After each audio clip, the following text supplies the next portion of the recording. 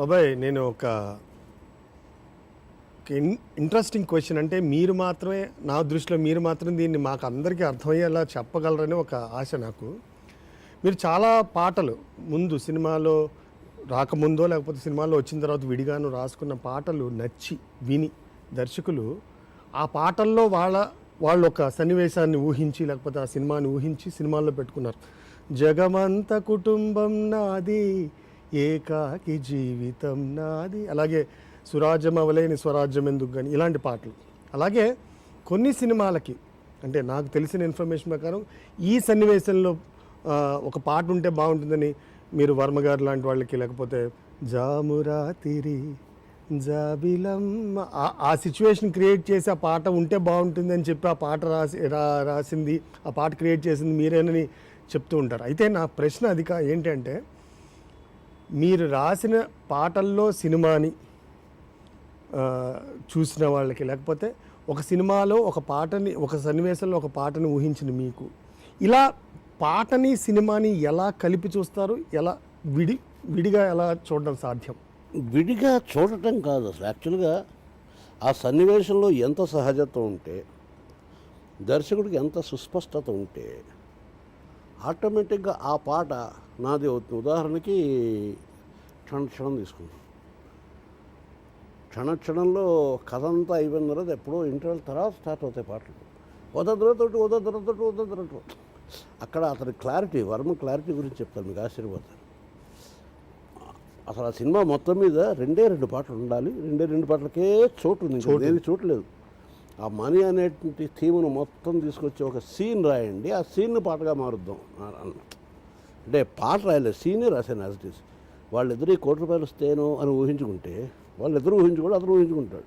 ₹1,00,00,000 వస్తే ఏం చేయొచ్చు అన్నప్పుడు మధ్యతరగతి ఆశలు ఎలా ఉంటాయి, అదంతా ఒక సీన్గా క్రియేట్ చేసినప్పుడు ఒక హోటల్లో మహారాజు గారి లాగా వంగినట్టు ఇంకొన్ని మన కుతూహలం కలిగించేవి మనం మర్చిపోయేవి.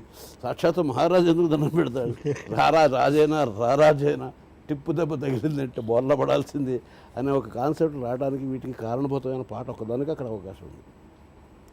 మొదటి పాట కూడా పాటలు లేవే, ఎలా వెళ్ళిపోతుంది అన్నప్పుడు మొట్టమొదటి పాట. మిగిలిన పాటలు కూడా నేనే రాశా. ఆ బాగున్నాయా లేదా నేను చెప్పట్లేదు, కానీ ఈ పాట ఎందుకు నిలబడిపోయింది? ఇందులో మూడు అభ్యంతరాలు ఉన్నాయి.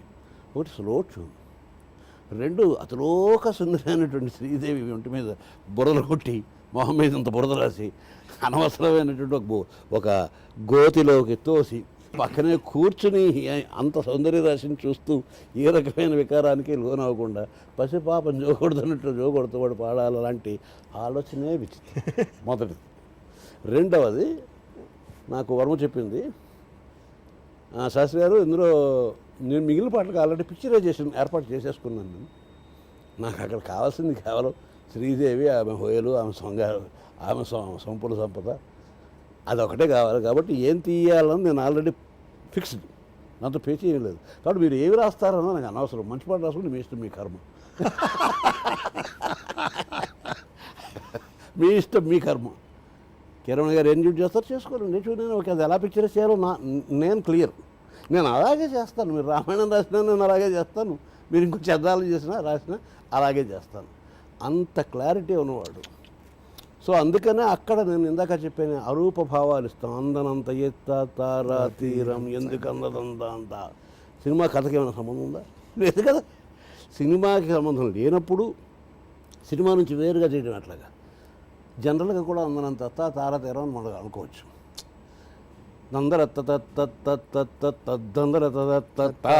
అతను చూనిచ్చినప్పుడు తమాషా వినడానికి.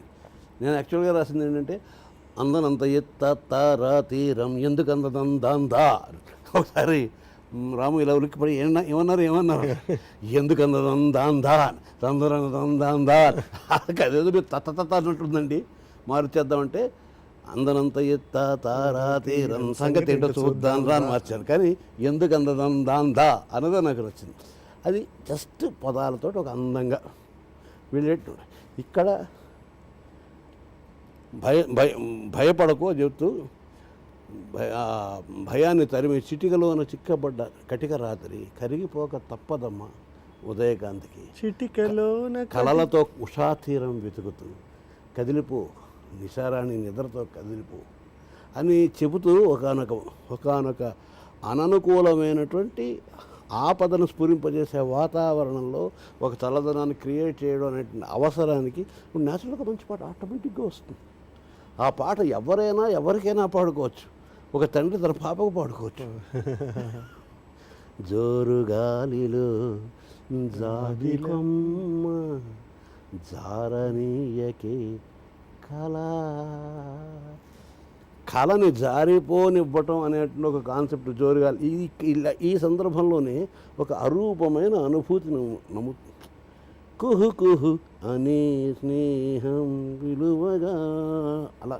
సో ప్రతి పదాలేవో పలుకగా కొనుకురాక బుట్ట బొమ్మ కుదురుందని వనములేచి వద్దకొచ్చి నిద్రపుచ్చని ఇంత సుకుమారమైన భావాలు. ఈ మొత్తం టోటల్ ఆ పాటను చూసుకుంటే ఇంకా చిత్రం ఏంటంటే అదంతా సెట్లో వేసింది. అది సాక్షాత్ అడుగుని తీసుకొచ్చి దింపాడు. అలాంటి క్లారిటీ సినిమా సిచ్యుయేషన్లో ఉన్నప్పుడు నేను సాధారణంగా మన జీవితానికి అలాంటి సందర్భాలు ఉంటాయి. పాపలు బెదురుతారు వాళ్ళు. అక్కడ శ్రీదేవి కాదు, ఓ పాపాయి. అడవిలో చిన్న పురుగు కదిలితే ఇలా ఉలిక్కిపడే ఒక పాపాయి అనే కాన్సెప్ట్ మనం తీసుకుని నేను విన్నాను కదమ్మా. అలాగే లాలిజో ఎన్నో పాటలు నేనున్నాను కదా. పాపలా నిదరో చాలింకా దీపమై చూస్తూ ఉంటాగా, దీపంలో చూస్తూ ఉంటాగా పాపలా నిద్ర. ఇది ప్రియుడు పడిన పాట అంటే ఎందుకు పాడకూడదు? ప్రియుడు అంటే ఇప్పుడు కామవికారంతో జ్వలించిపోతూ ఉండాలా? పురుషుల్లో తండ్రి ఉంటాడు, బిడ్డ ఉంటాడు, తోడబుట్టినవాడు ఉంటాడు, స్నేహితుడు ఉంటాడు. ఎందుకు చూడలేము? స్త్రీ అదృష్టితోటి, స్త్రీని ఆదృష్టితో ఎందుకు చూడలేము? సో అలా చూస్తున్నప్పుడు ఇలాంటి పాట. సో సహజంగా సిచ్యుయేషన్స్ వాళ్ళు చెప్పేటప్పుడు దాంట్లోంచి అవకాశాన్ని నేను రాబట్టుకుంటాను, నా బాధ్యత. ఎందుకంటే అది దగ్గర తీసుకోదు. ఈ పాట వింటే ఏ సన్నివేశానికైనా పాడవచ్చు. డెఫినెట్గా అప్పుడు మనకి ఒక హీరో గారు గుర్తురాడు, హీరోయిన్ గుర్తురాదు. గుర్తు రాకపోవడమే నాకు కావాలి. సినిమా చూడండి, ఎంజాయ్ చేయండి. సిచ్యుయేషన్ సరిపోయింది కదా అని డైరెక్టర్ గారు ఓకే అనేసారు కదా. ఓకే అని బీజాక్షరాలు పడిపోయాయి కదా. ఆ బీజాక్షరాలు పడిపోయిన తర్వాత డైరెక్ట్గా మీ దగ్గరికి వస్తున్న విషయం వేరు ఇంకోటి. ఇక్కడ చిత్రీకరణలోనూ దాని సౌందర్యంలోనూ దర్శకుడి ప్రతిభలోనూ వాళ్ళ నటనా ప్రతిభల్లోనూ పాడిన గాయకుడి కంఠస్వరం తాలూకు మాధుర్యంలోనూ కనిపిస్తున్నటువంటి నటీనటుల ప్రతిభావిశేషాలు వీటన్నిటినీ మీరు అలౌ చేసినట్లయితే ఇందులో మీదేని వస్తువు రాదు. అంటే ఉదాహరణకి ఒక చిన్న కానుక తీసుకొచ్చి నీకు ఇచ్చాను నీ పుట్టినరోజు నాడు.